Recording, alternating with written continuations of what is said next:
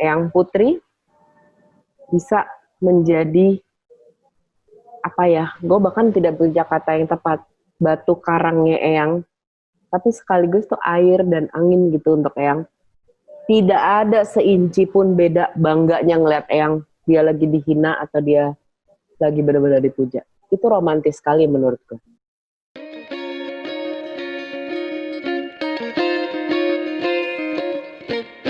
Halo netizen, senang sekali saya Korey Olivia bisa kembali menemani Anda di Tagar TV. Dan kali ini sudah bersama dengan Melanie Subono, cucu B.J. Habibie, Bapak Teknologi Indonesia dan juga Presiden RI ketiga.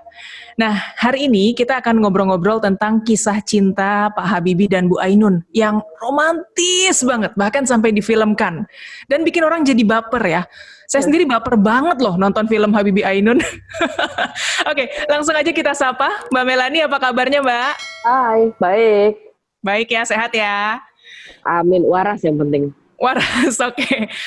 Oke, Mbak Melanie, sebenarnya kisah cinta Habibie Ainun itu seromantis dalam buku dan film gak sih? Enggak. Oh, masa? Dalam kehidupan, gue selalu kalau ditanya gue jawabnya enggak. Dalam kehidupannya sehari-hari tuh lebih malah. Film tuh nggak berhasil gambarin 100% tuh bagaimana mereka romantis dan gini, gue nggak tahu kenapa gitu waktu itu pada saat titik tertentu berusaha nyari foto, apalagi ngerapin album foto gitu ya. Dan gue tuh tidak menemukan satupun foto, mau itu acara keluarga, mau itu datang, mau itu yang mereka cuman sendiri-sendiri. Di mana ada Eyang? Di situ ada Eyang Putri. Dan itu ternyata udah seumur hidup gue gitu. Asli, parah banget. Sampai salah satunya pergi. Dan mereka, they are so romantic. Film dan buku berusaha menggambarkan, tapi real life-nya itu lebih lagi. Parah banget sih. Parah. Oh, jadi justru lebih romantis di aslinya? Yes, lebih lagi. Oh, padahal film aja udah bikin baper loh. Yes, tapi gue juga sadar film dan buku itu kan mereka harus ngebungkus satu hidup puluhan tahun menjadi 1,5 jam. Ya of course pasti banyak yang dipotong, tapi aslinya manis banget sih. They are so romantic. Gue, papa obatnya. Aku tuh masih keinget tuh kalau yang Putri ngomong sama yang gitu. Oh, ini boleh ceritain nggak momen-momen yang paling mengesankan yang pernah Mbak Melanie lihat Pak Habibie dan Bu Ainun sebagai pasangan? Momen mengesankan buat orang mungkin kebanyakan akan mengambil momen romantis ya. Gue mungkin akan mengambil 2. Pertama, ini menurut gue romantis soalnya. Karena orang jarang gini, cinta itu diuji pada saat justru lagi susah. Bukan lagi seneng kan, lagi seneng of course selalu pacaran sekarang semuanya manis gitu. Coba kalau udah juga kelar hidup lo gitu kan. Pada saat yang tanpa pemilihan, tanpa pemilu, tanpa wakil. Dia seorang politisi yang buruk ya, dia teknokrat. Menurut gue politisi enggak. Dia harus menjadi seorang presiden Indonesia. Itu dan dihujat dan dihina-dina kan. Gue inget banget 20 Oktober tahun berapa tuh? 99. Kalau nggak salah pas dia laporan pertanggungjawaban satu gedung bundar MPR DPR berdiri nih teriak wow gitu segala macam. Eyang Putri bisa menjadi apa ya, gue bahkan tidak punya kata yang tepat, batu karangnya Eyang, tapi sekaligus tuh air dan angin gitu untuk Eyang. Tidak ada seinci pun beda bangganya ngeliat Eyang dia lagi dihina atau dia lagi benar-benar dipuja. Itu romantis sekali menurutku. Jadi, itu pertama. Ya. Jadi Bu Ainun bisa menguatkan sekaligus menyejukkan untuk ya, Pak Habibie. Padahal kalau mungkin sedikit orang yang tahu, itulah awal-awal sakitnya Eyang Putri sampai akhirnya terus dia meninggal. Itulah awal-awalnya. Karena rumah begitu ada paspa mulai harus open house kan, ada yang rokok, ada yang apa segala macam. Disitulah Eyang Putri mulai sakit. Tapi dia cuman berdiri, dia menjaga Eyang. Selesai gitu. Jadi menurut gue, it's very romantic.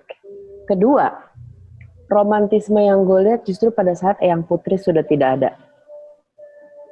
Eyang sampai beberapa bulan lalu, ya sebelum dia meninggal, setelah Eyang Putri tidak ada, setiap ulang tahun Eyang Putri, setiap anniversary, Eyang bukan bikin tahlilan, tapi bikin pesta seolah-olah Eyang Putri masih ada. Dia bisa potong tumpeng, ya ini untuk Ainun. Dia bisa dinner ke tempat yang biasa mereka emang biasa dinner berdua gitu. Dan mejanya ya tetap 2 kursi gitu menurut dia. Dan Eyang Putri nggak ada, Eyang tuh hari-hari tertentu tetap secara rutin ke kuburan Eyang Putri untuk cerita, iya mau saya tuh gini. Dan setiap ulang tahun Eyang Putri, ya udah kita merayakan ulang tahun Eyang Putri, bukan kita datang ke sana untuk tahlilan sedih-sedih. No, kan Eyang Putri ulang tahun.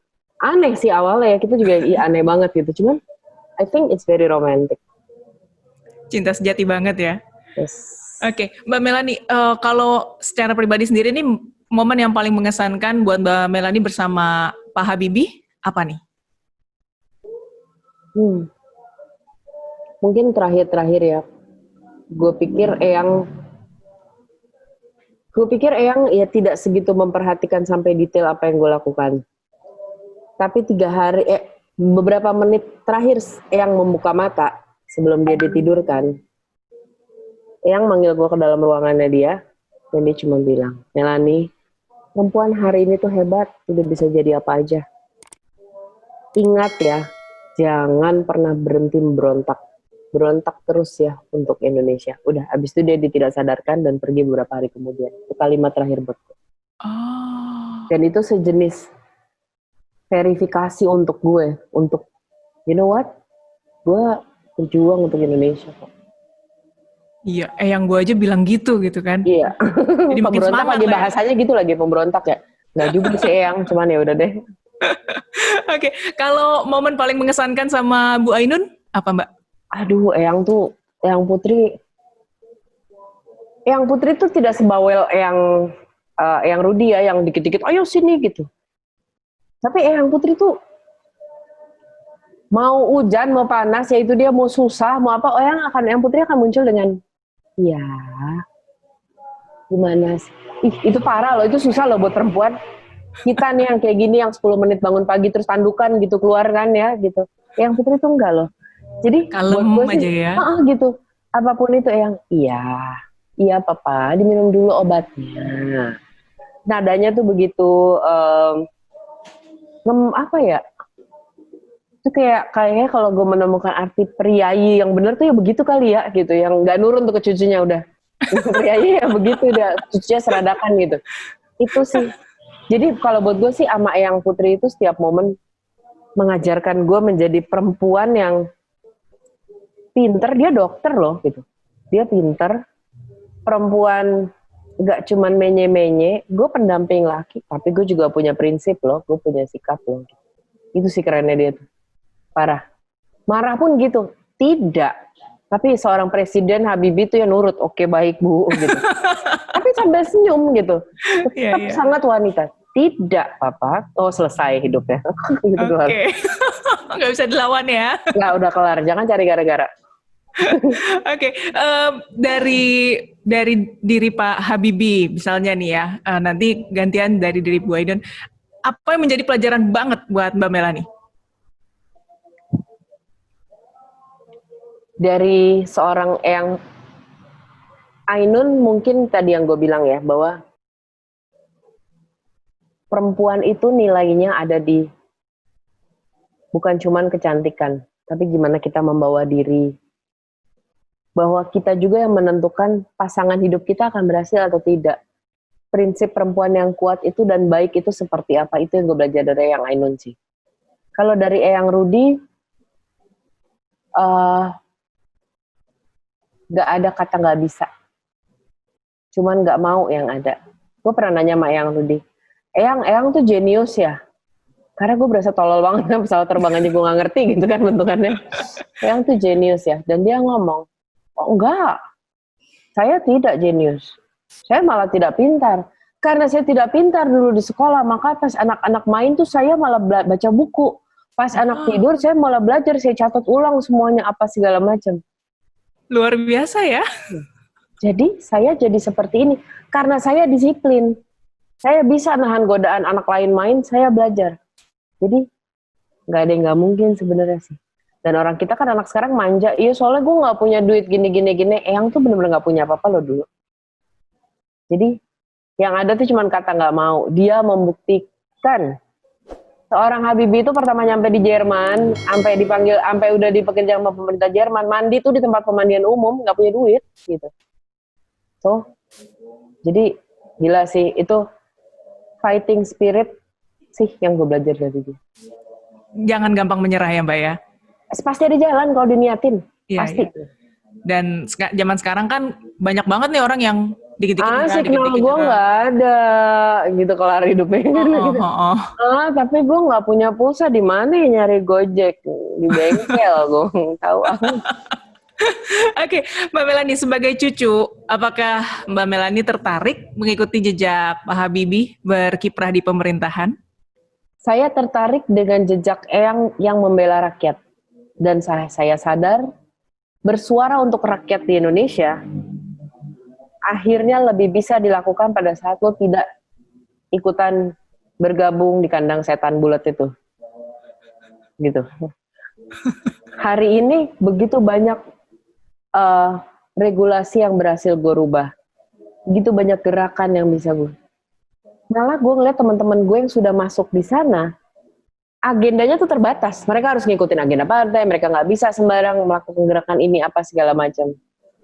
Dan mereka akhirnya terlalu nyaman dengan AC mereka dan segala macam. Mereka udah lupa, mereka nggak pernah main lumpur ke sawah lagi. Mereka nggak pernah duduk sama nelayan, mereka nggak. Then how do you know gitu? Jadi ya, gue tertarik untuk mengikuti jejak Eyang yang bersuara untuk rakyat dengan cara tidak gabung ke sana. Gitu ya, malah nggak mau gabung ya. Oke, kalau gitu closing statement-nya apa nih Mbak Melanie? Kalau kamu mencintai, ini dari Eyang sih, kalau kamu mencintai Indonesia, maka berjuanglah. Kalau kamu mau berjuang buat Indonesia, jangan berjuang untuk sumber daya alamnya, tapi berjuanglah untuk sumber daya manusianya. Karena itu harta terbesar satu negara. Pada saat lo udah bisa mencerdaskan sumber daya manusia, otomatis sumber daya alam dan semua hal lain yang ada di dalamnya, pasti lo berjuang. Oke, thank you banget Mbak Melanie. Sama-sama. Sudah mau ngobrol sama kita ya. Sehat selalu Mbak Melanie. Waras selalu. Waras selalu. Oke netizen, demikian perbincangan kita bersama Melanie Subono, cucu B.J. Habibie. Saya Cory Olivia dari Tagar TV.